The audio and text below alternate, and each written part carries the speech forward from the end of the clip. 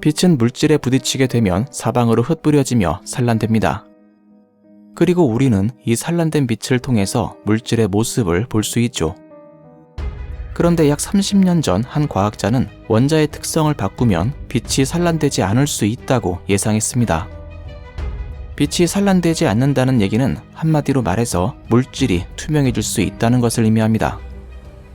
이 파격적인 내용은 오랫동안 입증되지 못한 채 지금까지 가설로만 존재해 왔었는데요. 그런데 얼마 전 과학자들은 이 오래된 가설을 입증하는데 성공했다고 발표했습니다.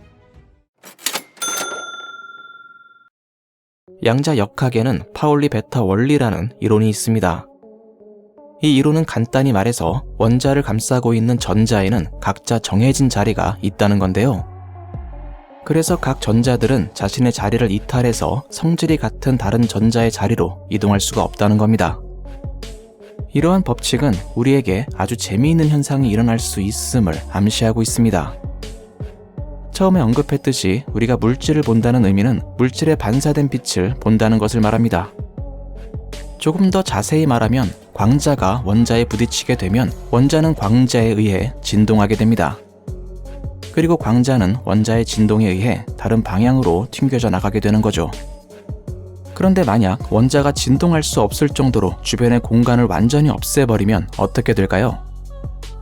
앞에서 간단히 설명했듯이 파울리의 베타 원리에 의해 같은 성질의 원자들은 서로 겹쳐질 수 없습니다. 그렇기 때문에 원자들의 밀도를 극도로 높이게 되면 결국 진동할 수 있는 공간이 사라져 빛을 산란할 수 없게 될 겁니다.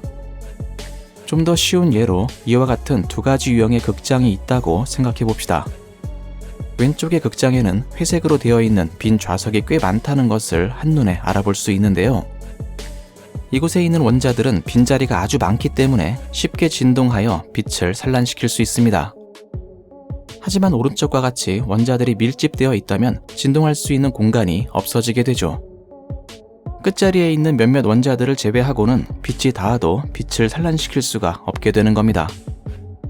이렇게 빛을 산란시킬 수 없게 되면 결국 입자는 점점 어두워지게 되고 결국 투명해지게 될 겁니다.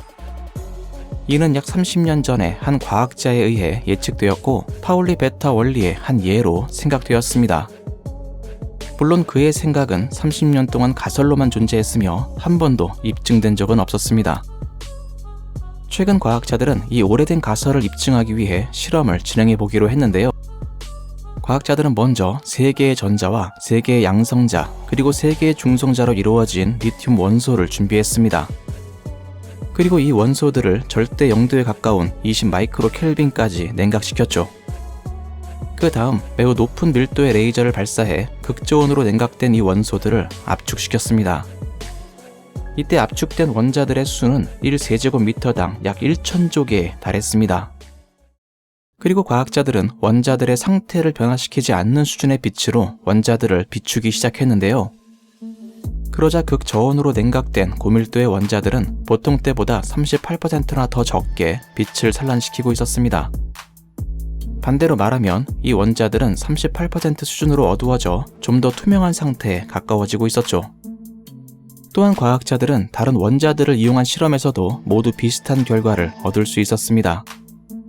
이러한 결과는 약 30년 전에 예측되었던 오래된 가설이 마침내 입증되는 순간이기도 했습니다. 과학자들은 온도를 더 내릴 수 있다면 원자들을 완전히 투명하게 만들 수 있을 것으로 생각하고 있는데요.